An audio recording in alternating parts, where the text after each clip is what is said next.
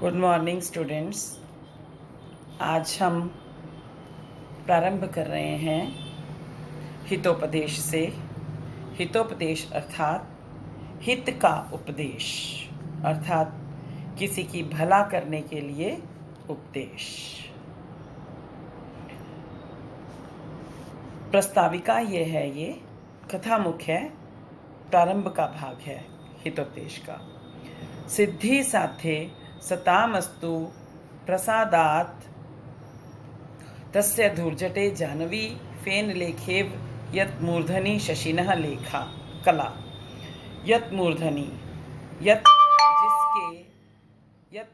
जिसके सिर पर, मस्तक पर, शशि ने चंद्रमा की कला, जाह्नवी फेन लेखा एव गंगा नदी के झागों की पंक्ति या राशि के समान विद्यमान है, तस्य उस धूर्जटे महादेव की, शिवजी की प्रसादात कृपा से सताम सज्जनों का साध्य कार्य या मनोरथ या इच्छा सिद्धि सफल हो जाए।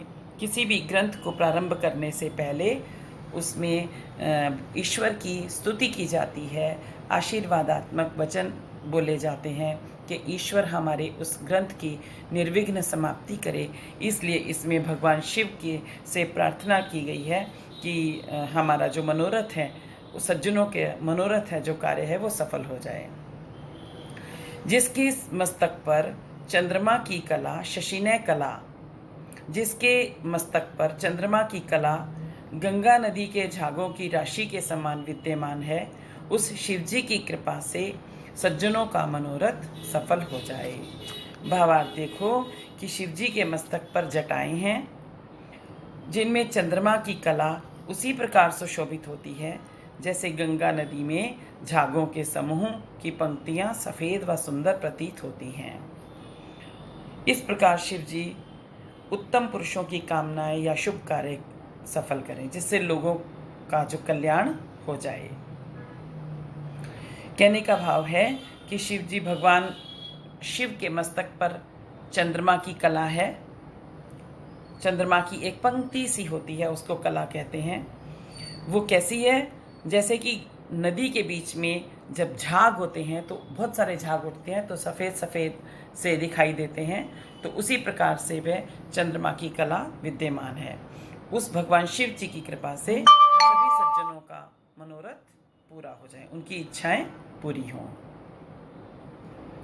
श्रुतो हितोपदेश अयम पाटवम संस्कृतो उक्तिषु वाचाम सर्वत्र वैचित्र्यम नीति विद्याम ददाति च।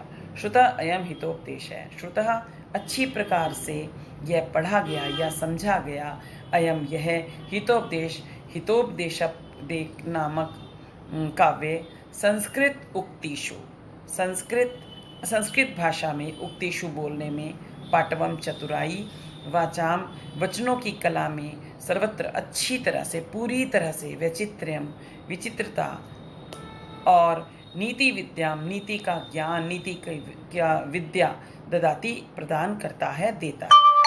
प्रस्तुत श्लोक सुप्रसिद्ध नीति कथा को के जानने वाले नारायण पंडित जी द्वारा विरचित हितोपदेश की प्रस्ताविका से उद्धृत है।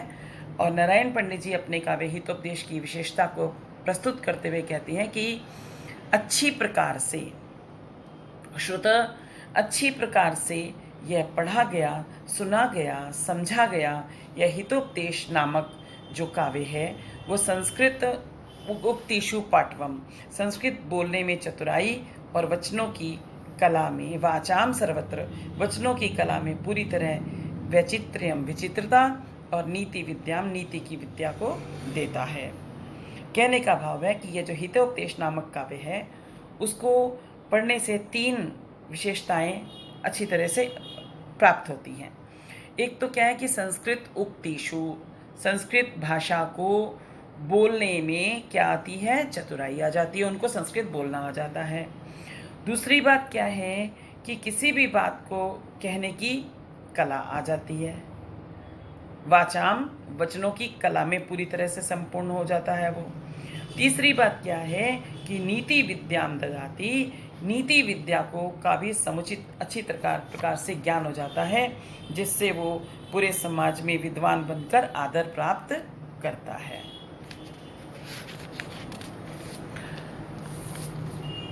अजर अमरवत प्राज्ञो विद्याम अर्थम च चिंतयेत गृहीत इव केशेषु मृत्युना धर्मम आचरेत। प्राज्ञ है, प्राज्ञ कहते हैं बुद्धिमान मनुष्य को। अजर, अजर जो जिसको बुढ़ापा नहीं आता, अर्थात बुढ़ापे से रहित। अमरवत, जो अमर के समान समझकर, मानकर, विद्याम विद्या को और अर्थम धन को चिंतयेत प्राप्त करे। मृत्युना, मृत्यु ने इव मानो केशेषु बालों से गृहीत पकड़ रखा है, धर्मम आचरित, धर्म का आचरण करना चाहिए।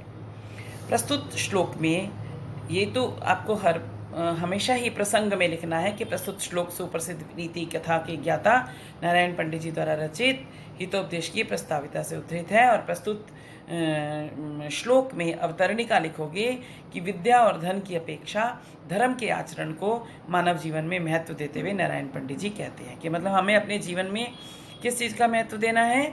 विद्या और धन की अपेक्षा धर्म का आचरण मनुष्य को करते रहना चाहिए। सरलार्थ देखिए कि प्राज्ञ, बुद्धिमान मनुष्य, अजर अमरवत, बुढ़ापे से रहित, अजर जिसको बुढ़ापा नहीं आता, ऐसे बुढ़ापे से रहित और अमरवत, अमर के समान समझकर विद्याम च अर्थम चिंतित, विद्या व धन को प्राप्त करना चाहिए। और मृत्यु न इव केशेषु, मृत्यु ने मानो बालों को से मुझे पकड़ रखा है, यह मानकर धर्म का आचरण करना चाहिए। मानव जीवन में क्या भावार्थ क्या है कि मनुष्य के जीवन में विद्या, धन, धर्म को प्राप्त करना बहुत आवश्यक होता है। विद्या व धन को धीरे धीरे प्राप्त करना चाहिए। यह सोच लेना चाहिए कि मैं ना तो कभी बूढ़ा होऊंगा और ना कभी मरूंगा, तो इसलिए विद्या प्राप्त की जा सकती है, परंतु धर्म का आचरण तो शीघ्र अतिशीघ्र करना चाहिए। तथा यह सोच लेना चाहिए कि मौत मेरे सिर पर है, इसलिए धर्म के अनुसार हमें जीवन जीना चाहिए। अतः जितना भी धर्म प्राप्त करना हो, जल्दी से जल्दी उसको प्राप्त कर लाना चाहिए, क्योंकि इसके पश्चात धर्म को प्राप्त करने का अवसर नहीं मिलता। कहने का तात्पर्य कि विशेष क्या है कि विद्या की अपेक्षा धर्म की प्राप्ति परम आवश्यक है, जिसकी प्राप्ति शीघ्र करनी चाहिए। ऐसा सोचना चाहिए कि मेरी आज ही मृत्यु लिखी है, तो मुझे धर्म के अनुसार अपने जीवन पर चलना चाहिए, धर्म के अनुसार चलना चाहिए। धर्म क्या किसको बोलते हैं? धर्म कोई ये धर्म नहीं होता कि हिंदू धर्म है, सिख धर्म है, ईसाई धर्म है, मुस्लिम धर्म है, ये नहीं धर्म होता। धर्म मतलब हमें अपने नियमों के अनुसार हमें अपने जीवन में चलना चाहिए। सच बोलना चाहिए, झूठ नहीं बोलना चाहिए, चोरी नहीं करनी चाहिए। इस तरह से धर्म के कुछ और अस्ते, यम, नियम, ध्यान, प्राणायाम आदि ये 10 लक्षण होते हैं जिसके अनुसार हमें धर्म का आचरण करना चाहिए। सर्वद्रव्येषु विद्यैव द्रव्यम आहुरन उत्तमम आहार्यत्वाद अनर्घत्वाद अक्षयत्वाद च सर्वदा। सर्वदा आहार्यत्वाद, सर्वदा हमेशा सदा ही, आहार्यत्वाद ना चुराई जाने से, अनर्घत्वाद बहुत कीमती होने से, और अक्षयत्वाद कभी भी जिसका नष्ट नहीं होता, ऐसे विनाशकारी ना होने से, सर्वद्रव्येषु सभी द्रव्यों में, पदार्थों में, विद्या से अनुत्तम द्रव्य, जो विद्या से उत्तम द्रव्य कोई भी नहीं आहु कहा गया है।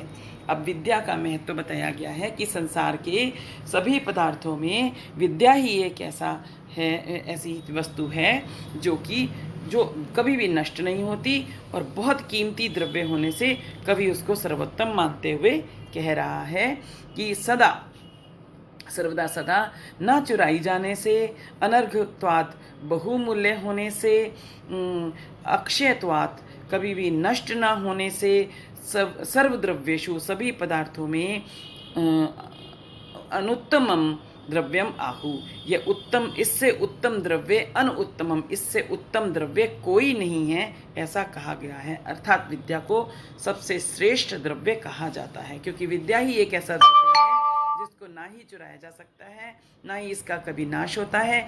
ये बिना कीमत का है, अनमोल है। ऐसे इस गुणों के कारण विद्या को सर्वोत्तम द्रव्य कहा जाता है। भाव यह है कि समस्त द्रव्यों में अपनी विशेषताओं के कारण विद्या ही सर्वोत्तम द्रव्य है। अतः विद्या रूपी द्रव्य को मानव जीवन में प्राप्त करना आवश्यक है। संयोजयन्ति विद्येव नीचगापि नरम सरित समुद्रम इव दूरदर्शम नृपम भाग्यम अतः परमम। विद्या एव नरम दूरदर्शम नृपम संयोजयन्ति। विद्या ही नरम दूरदर्शम निम्न व्यक्ति को दूरदर्शम कठिनता से प्राप्त राजानम नृपम राजा से संयोजयति मिला देती है। इव जैसे नीचे की ओर बहने वाली सरित नदियाँ दूरदर्शम कठिनता से प्राप्त समुद्र से मिल जाती हैं, अतः परम इसके पश्चात भाग्य पर निर्भर होता है। कवि क्या कहना चाहते हैं कि छोटे व्यक्ति को भी उच्च स्थान पर पहुंचाने के कारण विद्या महत्वपूर्ण होती है। इसलिए कवि कहते हैं कि कोई व्यक्ति जो छोटे स्थान पर है लेकिन अगर उसने विद्या ग्रहण कर ली है तो कहीं भी वो किसी भी बड़े व्यक्ति से मिल सकता है। विद्या ही निम्न व्यक्तियों को नीचगापी नरम निम्न व्यक्तियों को दूरदर्शम कठिनता से प्राप्त होने वाली राजा से मिला देती है। जैसे कि नीचगापी नीचे की ओर बहने वाली नदी कठिनता से प्राप्त होने वाले समुद्र में मिल जाती हैं। इसके पश्चात तो भाग्य पर निर्भर करता है। विद्या को प्राप्त करके छोटे से छोटा व्यक्ति भी राजा के पास जाने में समर्थ हो जाता है, क्योंकि उसमें पूरे सभा में जाने के लिए उसमें एक जो विश्वास होता है, जिसको इंग्लिश में सेल्फ कॉन्फिडेंस कहते हैं, वो आ जाता है, बात करने का ढंग आ जाता है। इसलिए विद्या ही एक ऐसा धन है जिसको प्राप्त करने के पश्चात छोटा से छोटा व्यक्ति भी राजा के पास जाने में समर्थ हो जाता है। इसके बाद तो उसका भाग्य है कि वह और अधिक उच्च स्थान को प्राप्त कर ले। जैसे कि नदी सदा नीचे स्थान में गहरे प्रदेश की ओर बहती है, परंतु वह बहुत कठिनता से प्राप्त होने वाले विशाल समुद्र तक पहुंच ही जाती है। धीरे धीरे बहती वो समुद्र में मिल जाती है। यह उसके भाग्य का ही शुभ उदय है। वास्तव में विद्या प्राप्त करके ही मानव नीचे से ऊपर की ओर उठता है और प्रगति करता है। विद्या ददाति विनयम विनयाद याति पात्रतां पात्रत्वात् धनम आपनोति धनात् धर्मम ततः सुखम। प्रस्तुत श्लोक में विद्या को सच्चा सुख प्राप्त करने वाली सिद्ध करते हुए नारायण पंडित जी कहते हैं कि विद्या ददाति विनयम, विद्या विनय को अर्थात विनय कहते हैं नम्रता को प्रदान करती है। विनयात पात्रताम याति, विनय से अर्थात नम्रता से पात्रताम याति योग्यता प्राप्त होती है। पात्रत्वाम त्वात् धनम आपनोति, योग्यता से धन प्राप्त होता है। धनात् धर्मम, धन से धर्म प्राप्त होता है। ततः सुखम, और उस धर्म से उत्तम सुख मोक्ष की प्राप्ति होती है। मानव जीवन का जो लक्ष्य है सच्चे सुख और मुक्ति की प्राप्ति है, जिसका मूल कारण है विद्या। विद्या को प्राप्त जो मनुष्य होता है वो नम्र हो जाता है। पहले भी आपने कभी पढ़ा हुआ है, सुना होगा कि जिस पेड़ पर जब फल आदि लगते हैं तो वो फल झुक जाता है। बादल के ऊपर बहुत जब पानी भर जाता है तो बादल भी झुक जाते हैं। इसलिए जब व्यक्ति के पास विद्या आ जाती है तो वो बहुत नम्र स्वभाव का हो जाता है। फिर वो नम्र स्वभाव होने के कारण पात्रताम याति, वह योग्य बन जाता है। पात्रत्वाम धनम आपनोति, जब वो योग्यता को प्राप्त कर लेता है तो उसको धन प्राप्त होता है। धनात् धर्मम, और धन से उसको विविध प्रकार के अनेक प्रकार के वह धार्मिक अनुष्ठान करता है और धर्म से ही उसे मुक्ति मिल जाती है। इस प्रकार सच्चे सुख की प्राप्ति के लिए विद्या को प्राप्त करना आवश्यक है। विद्या का महत्व बताया गया है। विद्या शस्त्रस्य शास्त्रस्य द्वे विधे प्रतिपत्तये आद्याहास्याय वृद्धत्वे द्वितीया आद्रीयते सदा। प्रस्तुत श्लोक के द्वारा कवि बता रहे हैं कि दो तरह की विद्याएं होती हैं, एक शास्त्र विद्या और एक शस्त्र विद्या। इनकी अपेक्षा शास्त्र विद्या जो होती है उसको शस्त्र विद्या की अपेक्षा अधिक महत्वपूर्ण बताते हुए कवि कहता है। शास्त्र विद्या किसको कहते हैं? ये पुस्तकों आदि का जो ज्ञान है, वेदों को, पुराणों का, या कोई भी पुस्तकों का कोई भी शिक्षा जो हम प्राप्त करते हैं उसको शास्त्र विद्या कहते हैं। और शस्त्र विद्या भाला आदि चलाना, तलवार आदि चलाना, बंदूक आदि चलाना, ये सब शस्त्र कहलाते हैं। तो इसलिए वो कहते हैं कि शस्त्र विद्या विद्या शस्त्रस्य शास्त्रस्य द्वे विद्ये प्रतिपत्ते। शस्त्र विद्या और शास्त्र विद्या ये दो प्रकार की विद्याएं कीर्ति प्रदान करती हैं। अद्या हस्याय वृद्ध्यत्वे। अद्या जो पहली है, आदि मतलब पहली है, अर्थात कौन सी, दो दी हुई है ना, शस्त्र से शास्त्र से, तो जो इन दोनों में से पहली है अर्थात शस्त्र विद्या जो है वो वृद्धत्वे वृद्धावस्था में हस्याय हंसी के लिए हो जाती है। द्वितीया सदा आद्रियते, और दूसरी जो शास्त्र विद्या होती है सदा ही आद्रियते सम्मान दिलाती रहती है। कहने का क्या तात्पर्य है कि प्रमुख रूप से विद्या दो प्रकार की होती है, एक शास्त्र विद्या और शस्त्र विद्या। ये दोनों विद्याएं ही कीर्ति प्रदान करती हैं, परंतु शस्त्र विद्या वृद्धावस्था में निरर्थक हो जाती है, बेकार हो जाती है, क्योंकि जब व्यक्ति में शक्ति ही नहीं रहती, मनुष्य में शक्ति नहीं रहती, तो वो क्या तलवार चलाएगा, क्या वो कोई भी बंदूक आदि चलाएगा, उसके हाथ कांपेंगे। तो इसलिए बुढ़ापे में जो शस्त्र विद्या है वह हंसी का पात्र बना देती है, इसलिए वो बेकार हो जाती है, क्योंकि बुढ़ापे में शस्त्रों का संचालन तो वीरता के साथ संभव होता है, लेकिन बुढ़ापे में उसको वीरता तो होती ही नहीं, बुढ़ापे में तो वो उसमें कमजोरी आ जाती है, तो बुढ़ापे में वो सम्मान प्रदान नहीं कर पाती। लेकिन जो शस्त्र आदि वो बुढ़ापे में नहीं चला पाता, तो इसलिए वो जो पहली है वो बुढ़ापे की अवस्था में मजाक का पात्र बनाती है, वो बेकार हो जाती है।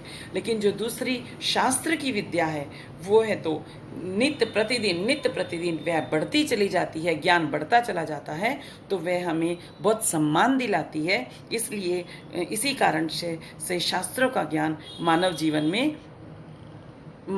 में परम उपयोगी है।